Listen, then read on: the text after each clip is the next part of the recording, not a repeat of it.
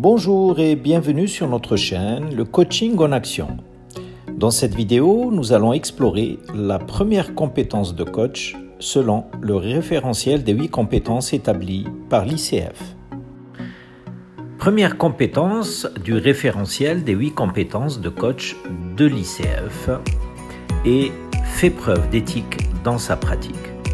Alors, selon l'ICF, cette compétence se définit comme la capacité à comprendre et à appliquer de manière cohérente l'éthique et les normes du coaching. Alors, cette compétence revêt une importance fondamentale dans le domaine du coaching car elle établit les fondements d'une relation solide et respectueuse entre le coach et son client. Comprendre et appliquer de manière cohérente l'éthique et les normes du coaching est essentiel pour garantir un accompagnement professionnel et éthique. Alors pour mieux comprendre et appréhender cette compétence, explorons ensemble les différents points clés qui la composent.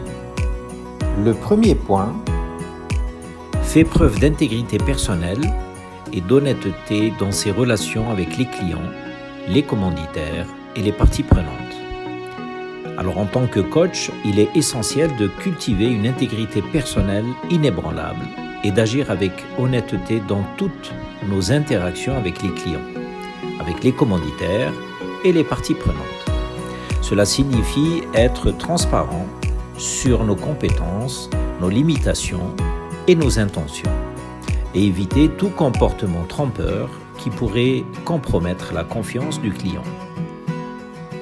Alors imaginez que vous soyez approché pour coacher un client sur la gestion du stress en milieu professionnel. Au cours de la séance, vous réalisez que le client semble présenter des symptômes de stress post-traumatique plutôt que de simples défis liés au stress professionnel. Dans ce cas précis, il est essentiel de faire preuve d'intégrité personnelle et d'honnêteté envers votre client. Vous pouvez avoir une conversation ouverte et transparente avec lui en reconnaissant vos limites en tant que coach généraliste dans ce domaine spécifique. Ensuite, vous pouvez recommander au client de consulter un spécialiste de la santé mentale qui possède les compétences et l'expertise nécessaires pour traiter efficacement le stress post-traumatique. Cela démontre votre engagement vers le bien-être de votre client et votre intégrité dans la pratique du coaching.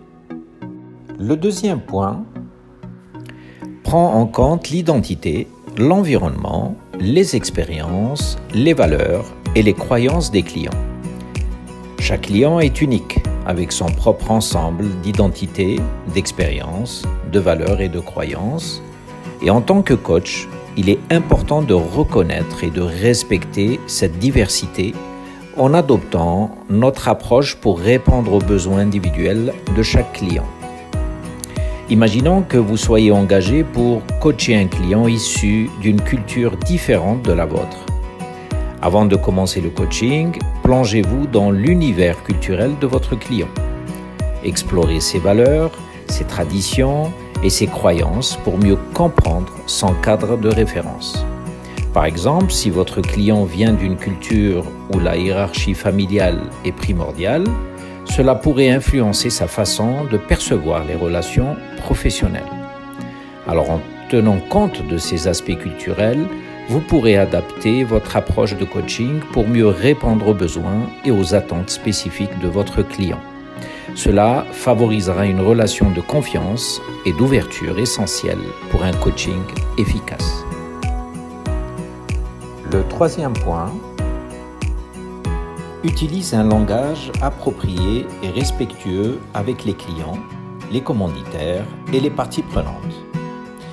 Lorsque vous interagissez avec vos clients, commanditaires ou autres parties prenantes, veillez à utiliser un langage approprié et respectueux. Le choix des mots est important car il peut influencer la perception et le bien-être de votre interlocuteur. Optez pour un langage respectueux, inclusif et bienveillant afin de favoriser une communication efficace et respectueuse. Lorsque vous accompagnez un client, par exemple, à travers des défis personnels ou professionnels, veillez à utiliser un langage qui inspire la confiance et favorise l'autonomisation. Optez pour des mots positifs et encourageants qui stimulent la réflexion et le développement personnel. Par exemple, au lieu de dire à un client qu'il a échoué dans une situation donnée, utilisez des termes comme apprentissage ou opportunité de croissance pour encourager une perspective constructive. En adoptant un langage respectueux et non jugeant, vous créez un environnement propice à l'exploration et à la transformation. Le quatrième point, respecte le code de déontologie de l'ICF et en défend les valeurs fondamentales.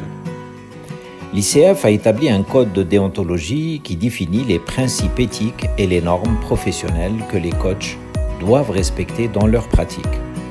En tant que membre de l'ICF, il est de notre responsabilité de comprendre et de respecter ce code. Imaginons que lors d'une séance de coaching, votre client exprime le désir de mettre en place des changements radicaux dans sa carrière, y compris de quitter son emploi actuel pour poursuivre une passion personnelle.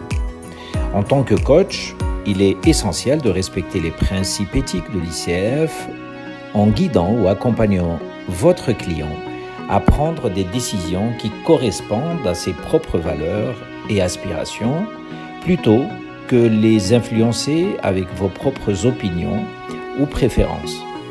Par exemple, si vous avez des réserves quant à la viabilité financière de la nouvelle entreprise envisagée par votre client, votre rôle en tant que coach est de l'aider à explorer les risques et les avantages potentiels de cette décision, tout en respectant son autonomie et sa capacité à prendre ses propres décisions.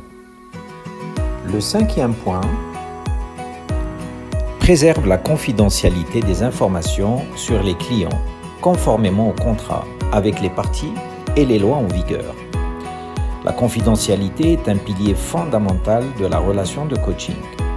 Les clients doivent se sentir en sécurité pour partager ouvertement leurs pensées, leurs sentiments et leurs expériences en sachant que les informations resteront confidentielles. Imaginons que lors d'une séance de coaching, votre client partage des détails sur sa situation professionnelle délicate, y compris des informations confidentielles sur son employeur ou ses collègues. Alors en tant que coach, il est de votre responsabilité de respecter la confidentialité de ces informations et de ne pas les divulguer à des tiers sans le consentement de votre client.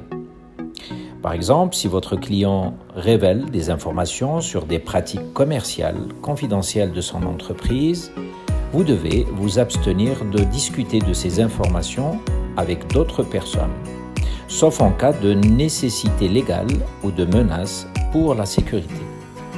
Alors, en respectant cette règle de confidentialité, vous démontrez votre intégrité et votre engagement envers les normes éthiques de l'ICF, ce qui renforce la confiance et le respect mutuel dans la relation de coaching.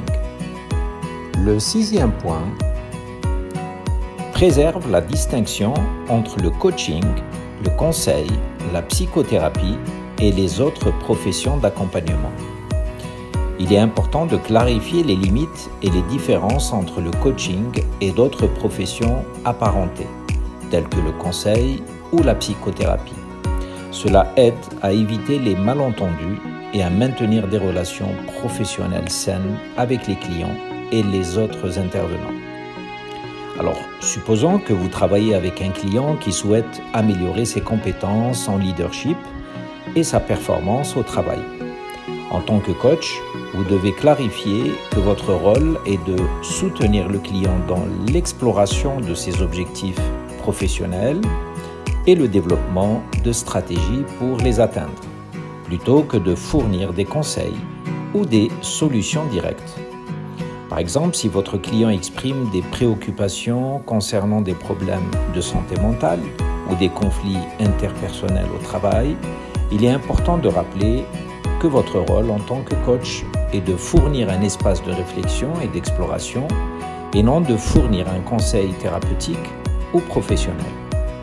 Vous pourriez alors encourager votre client à consulter un professionnel de la santé mentale ou des ressources internes à l'entreprise pour obtenir un soutien supplémentaire dans ces domaines. Et enfin, le 7e point, oriente les clients vers d'autres professionnels de l'accompagnement si besoin. En tant que coach, il est important de reconnaître nos limites et de savoir quand orienter un client vers d'autres professionnels qualifiés pour répondre à des besoins spécifiques qui sortent du cadre du coaching.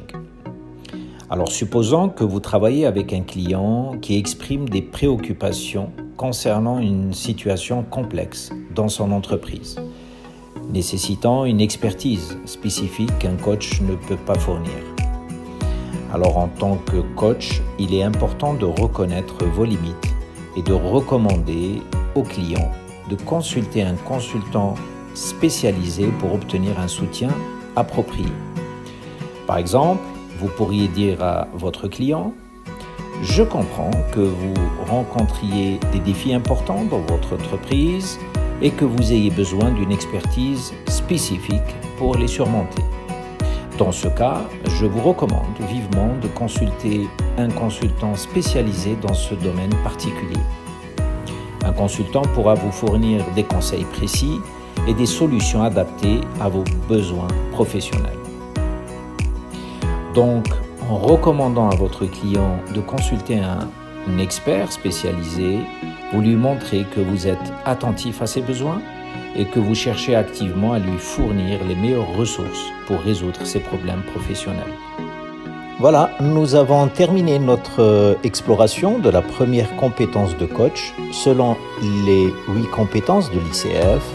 J'espère que cette vidéo vous a été utile pour comprendre l'importance de l'éthique dans la pratique du coaching. Restez à l'écoute pour d'autres vidéos passionnantes sur le coaching et ses compétences fondamentales. À très bientôt.